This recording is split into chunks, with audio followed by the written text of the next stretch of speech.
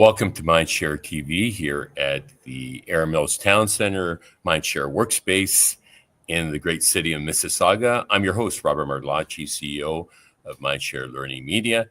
And today I'm thrilled to spotlight Dr. Tom D'Amico, a recently retired legendary award-winning leader from the Ottawa Catholic School Board, past member of the CEO Academy, who will be participating in our summer task force on AI.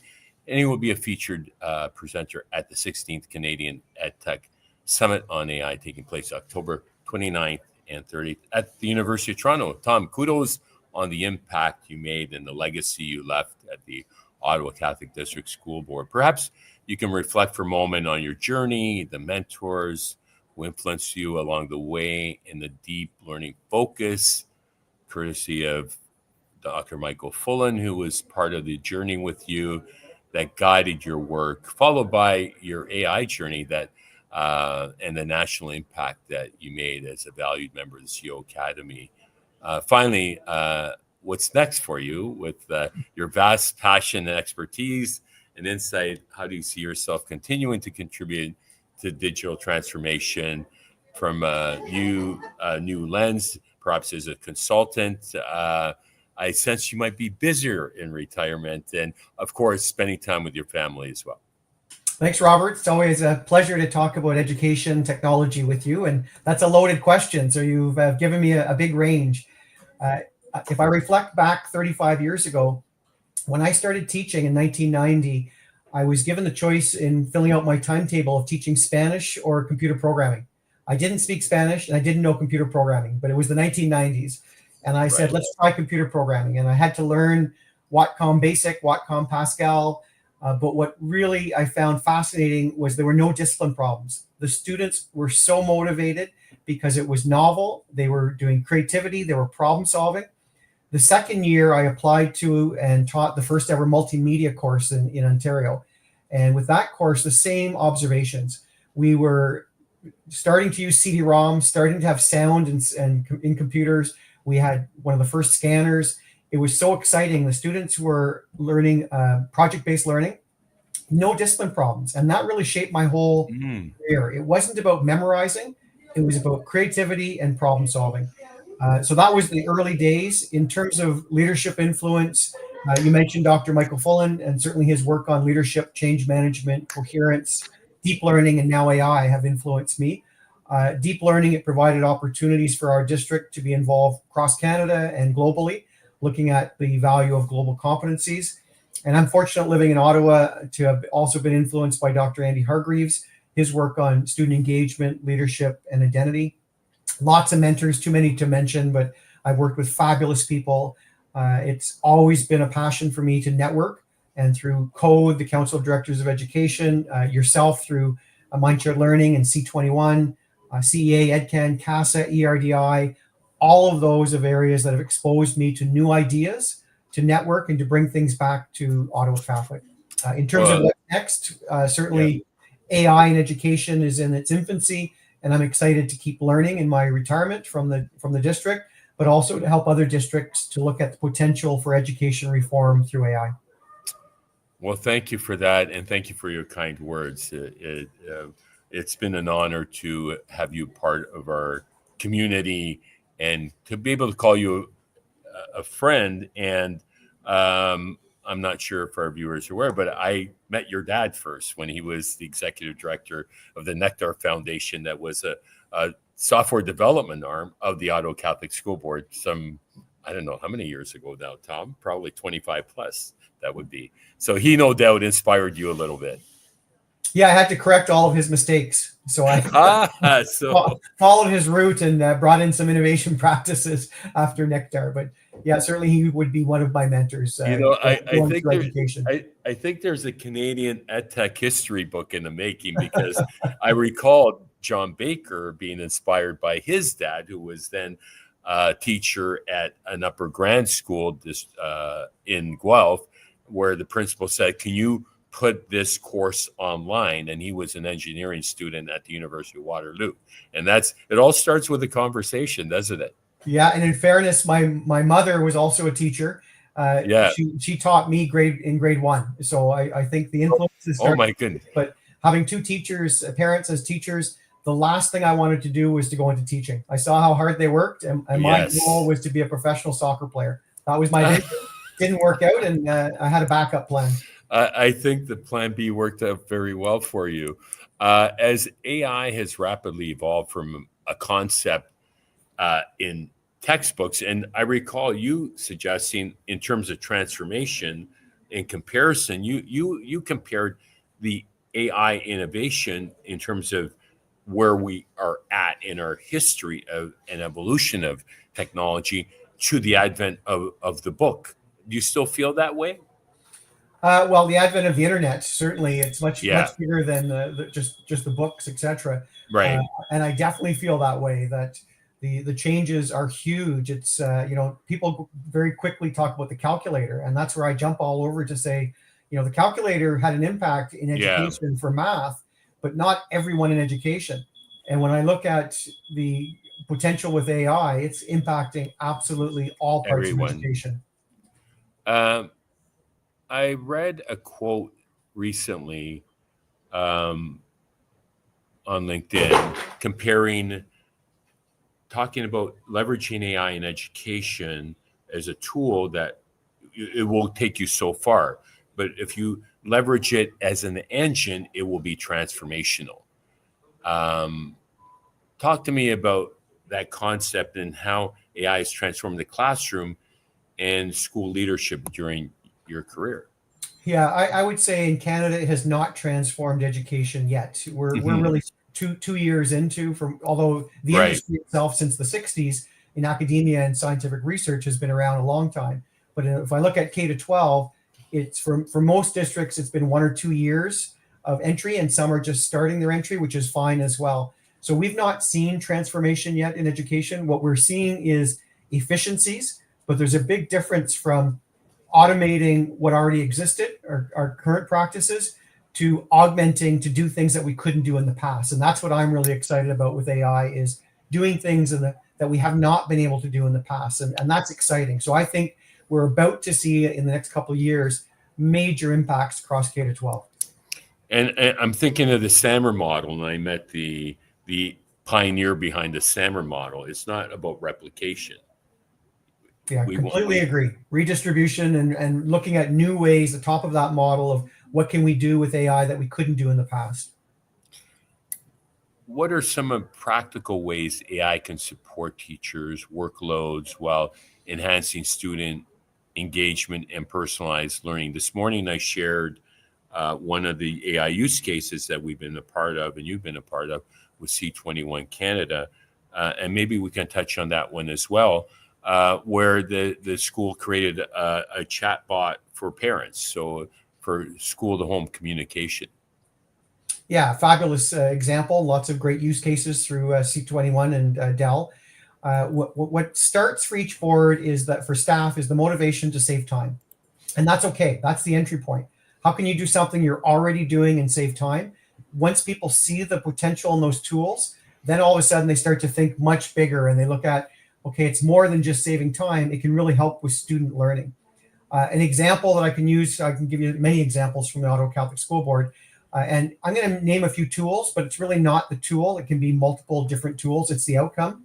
So one of the math tools we use this year is called Magma Math. And within Magma Math, grades 4 to 8, over the first half of the school year, the educators created the activities.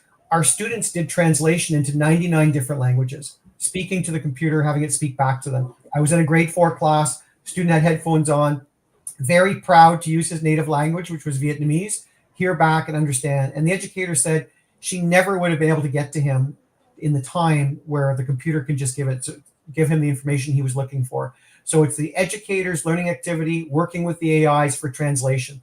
You mentioned chatbots, Robert. We use School AI for the last 2 years. Right. We call them spaces. And in this past year, our staff created over 10,000 chatbots. So 10,000 spaces were created in 1 year that are class specific. So things that I could never come up with, but in the hands of creative educators, they're providing that. We use Brisk as our one of our AI tools. These are all system sponsored tools. And with Brisk, We had over 200,000 uses last year, and that's across 89 schools. Educators used it for feedback, to change reading levels, to inspect writing, creating curriculum, quizzes, which is now Wayground. Right. We had over They changed their brand, didn't they? Yes, they rebranded to Wayground. So over 2 million questions answered. What's interesting there is how the educators use it to add accessibility features. So while they're answering questions, students will see whether it's different options, a number of choices, languages, etc. Over 3,000 staff in the Ottawa Catholic School Board used AI last year, and we're working towards scale to get to that augmentation. So lots of those are the academic examples. We also have non-academic administrator examples where they used it for grad speeches. They used it for helping with emails that were, not typical emails, but ones that would be challenging, reframing anything they publish, looking at all of our 89 schools submitting their school improvement plans. Our consultants uploaded all of that into an AI tool, looked for commonality, and then could target support. So really, it's endless, the potential of how it's being used. And that's so important through things like C21 and Dell to document. So we document all of our, not all of them, but our first set was 30 examples, 1 to 2 minute videos of our own staff, like an educational assistant, uploading the kindergarten curriculum so that parents could have common natural language conversations with the chatbot to learn what's happened in kindergarten. So that documentation is so important, and then sharing. That is absolutely brilliant. And digital transformation requires a process and, a stakeholder engagement, demystifying AI. You've got a playbook that really worked effectively, and professional learning was an integral part, not only for teachers. You had a student conference as well on AI. Yeah, we knew right away that we didn't know what we were doing. That was the year one after ChatGPT came out in 2022. Incredible. So we knew we had to bring in lots of help, and we brought in speakers. We brought in our students. We asked them what they were using it for, what their fears were. Same thing with parents. We brought in some academic experts from universities. We partnered with organizations. We joined Fullen's network. We went to your conference. So any way we could absorb knowledge, and then we offered as much professional learning as we could. We have the same challenges every district across Canada has. We didn't have supply staff to come in. So we had to find unique ways, whether it was breakfast and learns, lunch and learns, Saturday sessions. We ran our own certification program, partnering with vendors. So it's been very successful, but we're still in the early ages, and it's exciting to see how staff can use this, not just to improve engagement, but to improve well-being and academic results. And that's what we have to spend some time to get to. And it's a good segue to my next question around concerns educators express around the impact of AI on privacy, ethics, and equity. How can school boards and leaders ensure AI adoption is responsible and inclusive? Yeah, they have to start by realizing that that's not resistance. Those are good things when we're hearing people questioning whether it's the ethical use or the use of data. So starting with discussions, it's not about just coming out with a printed list of guiding principles or a policy. It's having those discussions. So we spent a year, and in those years, towards the end of the year, we came up with our 5 guiding principles for all of our work in AI. Number 1 was the ethical, humane use of AI. That had to be guiding everything we were doing. Championing equity and justice. So this is where you bring in coherence with what's already happening in your district. The focus had to be on education and learning. It wasn't just focused on saving time.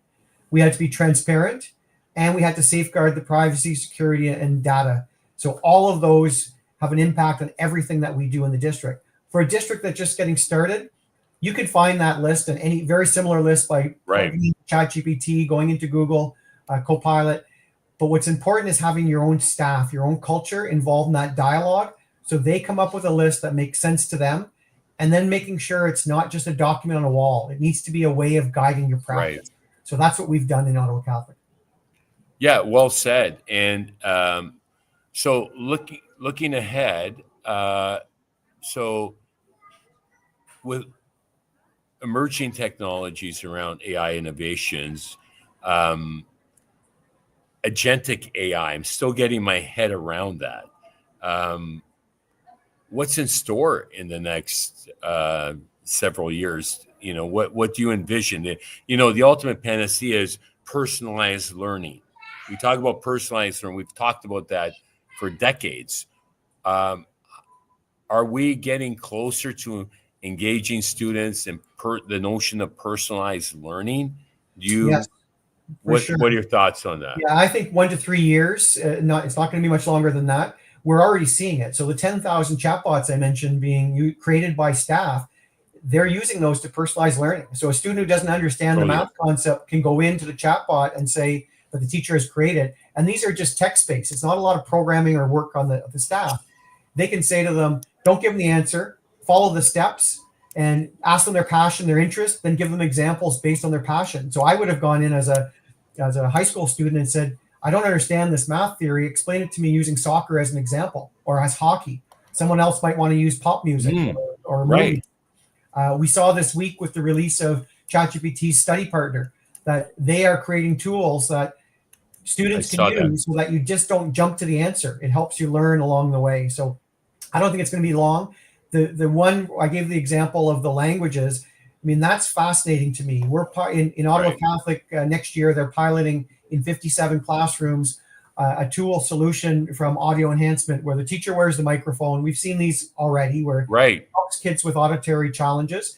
But with the new tools with AI in these 57 classrooms, every student can hear the teacher in their own language of choice.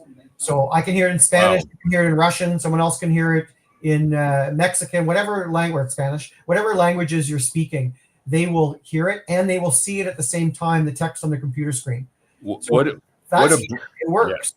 What a brilliant use case right there. Like that in itself, the barriers that you overcame in communication and as teachers can with new immigrants, refugees, what have you, to be able to seamlessly teach a class is and the reason it's not about just the tech is you need it in the hands of the talented educator to know, all right, if I'm using this in ESL or ELL, I need to have that gradual release of responsibility format so that I still want them to learn English. So it can't always be in their native language, but it is augmenting and transforming the way I've taught in the past. It's not replacing me having to sit down beside the student or bring in a native speaker to help them. So that's really exciting.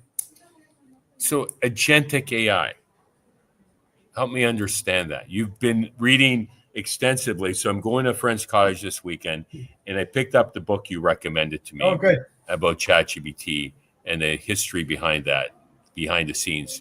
Talk to me about agentic AI, because that's considered to be the next big wave. Yeah, and just like the 10,000 chatbots or the 200,000 uses that we saw in 1 year in our district, I have no idea how educators are going to choose to use agentic AI or students will. We've got to get it in their hands first so that they can show us how it can be used for learning. We don't want to contract out learning. We want to help with the learning, and we want them to have a lens that will be a world lens. I would think to start off with agentic tools, it's going to help processes. So educators planning field trips, all of those will be automated, save time, but that's not the transformation we need in education. So the research reports, which already exist, the deep research through many of the AI tools, we've got to look at what are we trying to teach the students? So what are the learning outcomes? Are we teaching them to learn the tool? Are we teaching them geography and facts? Or are we teaching them critical thinking? That's where it has to start. So I don't know where agentic tools will end up. It certainly will save me time in my personal life. As an administrator, we have to wait and see. We have to see what it's replacing. And is it something that, whether it's timetabling, scheduling, those are just time-consuming tasks that don't necessarily impact learning. Whereas the chatbots, the language facilities, the personalized learning, those have the ability to help students. The big picture to me, Robert, is moving away from a system that rewards memorization. Students who are really good at writing and memorizing are always your top students that are getting the score. And it's going to be an equalizer. This is not just about agentic AI, AI, so that those students who are creative, but in a video and audio, they should be treated with the same respect and accolades as those students that were good at memorizing. That's what excites me in terms of where AI is going. So I can't answer your question. It's just too new, but it's something that we need to get in the hands of our creative staff to find out how will they utilize it to benefit their own school, their own district. Fascinating. We talk about the 7 C's and those critical competencies that will help students adapt to the changing learning environments and future requirements for workforce opportunities, pathways to work, right? I mean, at the end of the day, students need to move on to post-secondary or work, and they need to have the essential skills. Where do you see the 7 C's? Are those the competencies and rubrics that will be the future as knowledge becomes democratized? Yeah, I'm hoping we see the democratization through AI of knowledge. That would be fabulous if we sustain that and reach that level. The global competencies are so important. So I look at critical thinking. With AI, although we want to teach the humane and ethical use, there's so many people that will jump all over AI for unethical uses. And deepfakes are that's not the future. They're here now. Right. And people are being scammed. So we need students and staff to think critically about everything online, whether it's a video, it's an avatar, we don't know. If it's a real person, it's their audio. So they need to learn to think critically and to address everything on their online environment. It's not a separation anymore of physical environment and online environment. They are together. That's the life of our students. We have to learn and not make the same mistakes we made with the social media generation. We now have an AI generation going through our system. We can't be a separate guest speaker, a separate course, or hope they learn in computer science. AI literacy has to be embedded in every single class, every single grade level, every year. And that's how we'll do justice to our students. It's about multi-literacies. And 100%. Agile curriculum development is a term that I came up with. And now that you're out of the system, looking into the system from the outside in, how do the provinces keep up with the requirements for the future of learning? Yeah, in terms of, there's two areas there. One is your teachers' colleges programs, and the other is policy level at the government. So in terms of teachers' colleges and those that are preparing the students, they need to realize that many of their staff are former teachers. They've left the system for many, many years. They're talented. They do a great job of supervising, supporting students and teaching, but they need to connect at the EdTech sector. So they need to partner with, bring in Microsoft, bring in Google, bring in Amazon, find out what's happening in K-12, but what are we preparing our students for? What's the world about? It's not the past. It needs to be our current students in the system that we're preparing. So they need to partner, I think, with those groups, go into different school districts, find out if AI is being used, how it's being used, and expose their students, the future teachers and educators, to multiple platforms, multiple uses, but start with why. Why are we doing this? So they don't just get caught on one particular tool. They can see what's needed as a better future state for education so that every student reaches their capacity, and the AI tools can help them to reach their capacity. So there are changes that are needed to make sure our colleges and universities don't just have a strategic plan that says they're being innovative. They actually have a pragmatic approach to make sure when teachers start that year one teaching, they have that vision of how they can use EdTech to support every learner that they come across. Well said. Thank you for that. So leadership is vital from a change management perspective. And you've been one of the leaders that I cite very often in terms of transforming a school district at scale. And that's not an easy task. So as someone who has led a district at the district level, what qualities or strategies will be essential for principals and superintendents to successfully navigate AI integration going forward? Yeah, and I've been fortunate in my career, Robert, to be able to read a lot, to be able to work with different leaders, and to really follow the work of Dr. Michael Fullan. He had the biggest impact on me. There's many other writers and researchers, but for me, his work on change management, leadership, and coherence was instrumental in what we did. So I'll mention one non-Dr. Fullan book that's also had an impact for me, Liz Wiseman and her book Multipliers. She Okay. talks about how the best leaders make everyone smarter. And Right. the whole idea is connecting networks. So when I look at C21, Dr. Fullen's Canadian Right. Collaborative, ERDI, CASA, Code's work with ALP, different groups, bringing them all together, you pick up different pieces of knowledge that you bring back to your district, but then it has to be contextualized. Dr. Fullen calls that nuanced leadership. So I Right. can't replicate what works perfectly in Peel or what works perfectly in Toronto Catholic for Ottawa Catholic. I had to take the work that they were doing, bring it back, and then look at what's the context, where are our staff, what are our challenges, what's the political atmosphere, and all of that is important. Change management really takes time.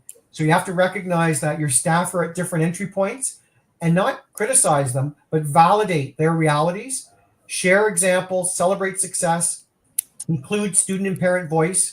And when it comes to AI, make sure the entire district realizes it's not an IT initiative. It's a leadership initiative based on a defined future state that we're trying to achieve. And by painting the picture of where we want to get to, you will hopefully get buy-in, giving people multiple entry points, but then setting some requirements. So in Ottawa Catholic, it was not an option to not use AI. You didn't have to use it every day. Right. The year 2025, every educator had an expectation to at least use it once to save Right. themselves time and use it at least once to help students learn. And what we found was by setting that very small, easily achievable goal, that turned into 200,000 uses over the course of 1 year. That's remarkable, Tom. Thank you for that. And you mentioned community and networks, and we're excited to have you coming back and joining us at the Canadian EdTech Summit on AI this year at the University of Toronto.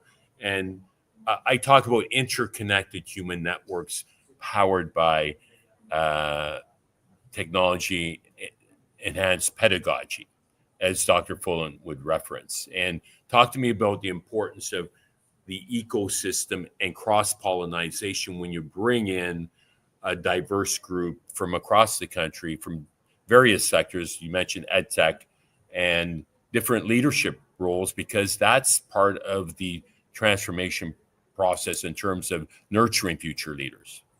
Yeah, just looking at the pictures on your screen, Robert, you're one of the ultimate networkers and connectors. So, kudos to you for all the people that you're able to connect and bring in. And it's attending those sessions where you're going to hear from a leader in a network like Peel, where look at where they're at, how are they using it. I mean, I see Peter Singh there from Toronto.